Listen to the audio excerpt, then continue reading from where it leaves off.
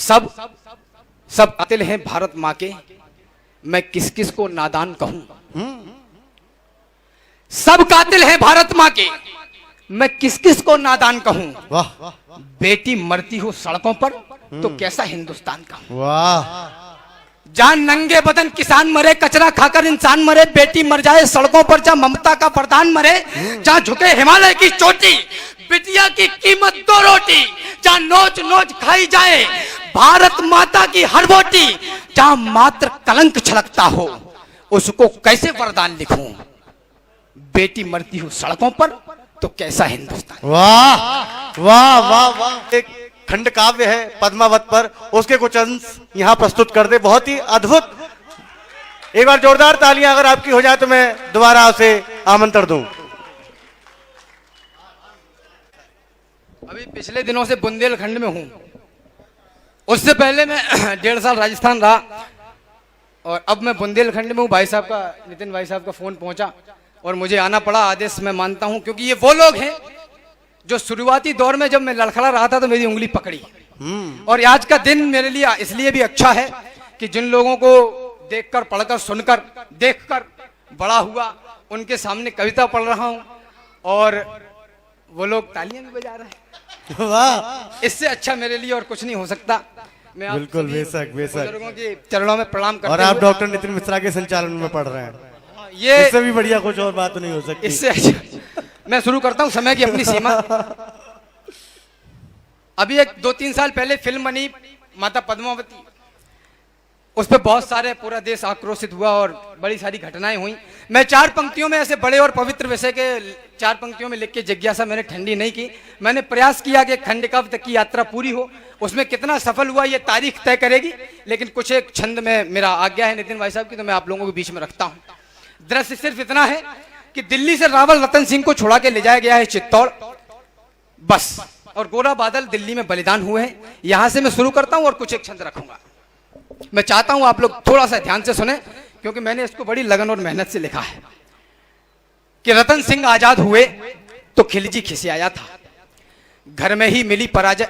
अरे वो doctor Mowgli, अब थोड़ा सा बैठ जाओ, मैं शुरू हो रहा हूं।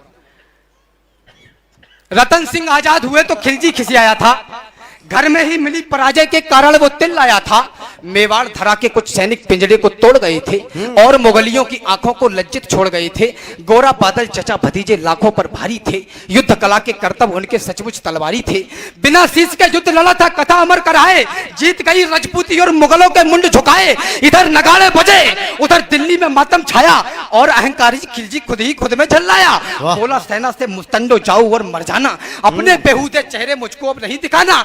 दिल्ली जैसे बड़े दुर्ग की रक्षा न कर पाई, चंद सैनिकों के हाथों घर में ही मुंह की खाई।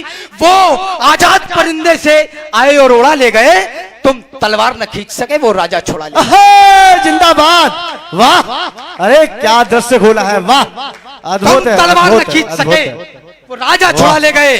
उसने मुझको ललकारा है, मैं उसको ललकारूंगा। घर में घुसकर मारा है, घर में घुसकर मारूंगा। हाथी घोड़े सजवाओ, भाले पर्ची उठवा लो, सारी तलवारें तीर कटारी पर धारे रखवा लो। कूच करो चित्तौड़ दुर्ग की घेराबंदी कर दो, जो आंखें पद्मिनी को देखे वो आंखें अंधी कर दो। बूढ़े बच्चे विधवाओं पर रहम नहीं तुम खाना, वीरों से ना जीत सको तो छुपकर तीर चलाना। तबे पांव चित्तौड़ चलो तुम, भनक न हो दुश्मन को, मैं गर्दन से दूर करूंगा रतन सिंह के तन को। तो खिलजी अपनी सेना लेकर पहुंचा उस माटी में, बलिदानी धरती के ऊपर मेवाड़ी घाटी में। एक मुफ्त सेना को रोका, जोरों से चिल्लाया और कायरों के समूह को एक फरमान सुनाया। जो ही सैनिक पड़े सभी का सहसा मन कुलाया, किला नहीं था सन्मुख उनको काल खड़ा दिखलाया। सैनिक बोले माफ करो, हम अंदर ना जाएंगे, है विशाल दरवाजा, इसको तोड़ नहीं पाएंगे। तोड़ पाए तो महाराज हम अपना कफन सिलेंगे। किले के अंदर सोए हुए मेवाड़ी सिंह मिलेंगे, सोए शेर जगेंगे तो फिर सबकी रूह हिलेगी। कितनी भी तेज भाग लेना पर दिल्ली नहीं मिलेगी, वक्त अभी झुकने का है, मेरे आका झुक जाओ। वाह वाह, सबकी खैर चाहते हो तो बाहर ही रुक जाओ। वाह क्या बात है, वाह वाह। चित्तौड़ दुर्ग दुर्गों का राजा, पर्वत सी ऊंचाई, पैदल घूमो तो उम्र गुजर जाए इतनी लंबाई, और लंबाई से भी विशाल थी रावल की प्रभुताई, प्रभुताई से बहुत कठिन थी पद्मिनी की ठकुराई, ठकुराई के आगे खिलजी विवश दिखाई पड़ता, किला बेध लेने वाली पर नित्य नीतियां गढ़ता, किंतु किले की उस दृढ़ता का वाह वाह क्या कहना। 8 माह तक रेत छानती रही मुगलिया सेना, वाह 8 माह तक रेत छानती रही मुगलिया सेना।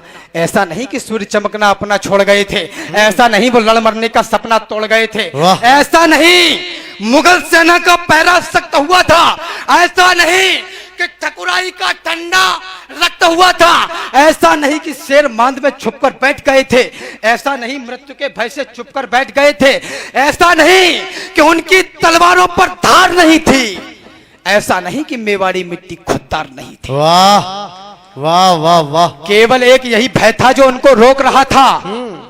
दादा तर्क देखता, केवल एक प्रश्न उठा, एक आरोप लगाया गया इतिहास में कि दाना पानी खत्म हो गया तो लड़ने के लिए बाहर आए। वाह बिना नेतृत्व वाली सेना चित्तौड़ से चलकर दिल्ली तक जाकर खिलजी के जबड़े से अपने राजा को छुड़ा के ला सकती है, वो 18 महीने इंतजार नहीं करेगी दाना पानी खत्म हो जाने का।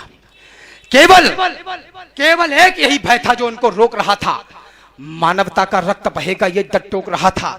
पर्वत और युद्ध के किस्से और विदुषी का मुख, ये तीनों समुचित दूरी से ही देते सुंदर सुख। कथा युद्ध की सुनने में रमणीक लगा करती है, मगर समर्थल में सौड़ित की धार बहा करती है।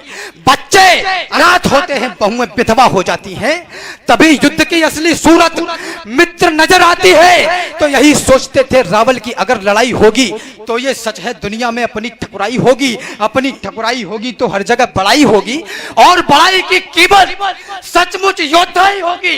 खिलजी की सेना में है जितने भी लड़ने वाले, उनमें से ज्यादातर हैं भारत के रहने वाले।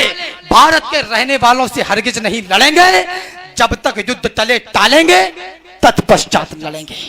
वाह वाह वाह वाह वाह, स्वाभिमान की एक कथा रणमध्य गढ़ी जाती है, मगर समर्थन में स्वाभिमान की कथा एक रणमध्य गढ़ी जाती है।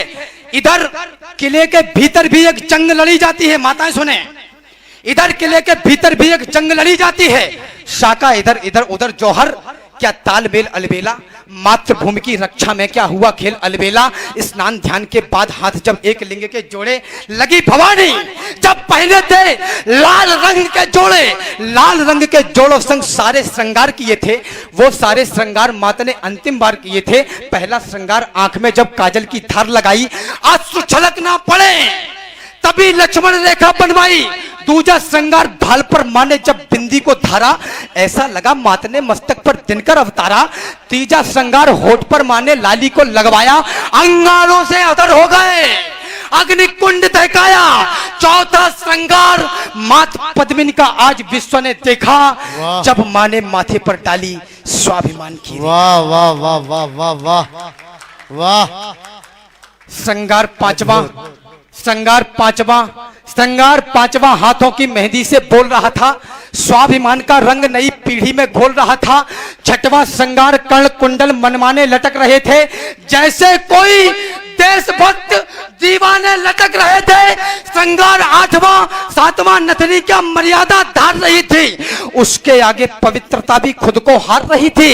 श्रृंगार 8वां स्वाभिमान की रेखा ढाक रहा था और मर्यादा के दर्शन को बाहर झांक रहा था। वाह वाह वाह वाह वाह। अब तक रण में राजपुतानी खेल आपने देखा, लेकिन नहीं भुलाया जा सकता जौहर का लेखा, नहीं भुलाया जा सकता 16,000 माओ को, नहीं भुलाया जा सकता नवनेली कन्याओं को, नहीं भुलाई जा सकती कन्याओं की अटखेली, नहीं भुलाई जा सकती वो दुल्हन नई नवेली, नहीं भुलाई जा सकती वो गर्भवती योद्धानी, नहीं भुलाई जा सकती है कभी पद्मिनी रानी। वाह वाह।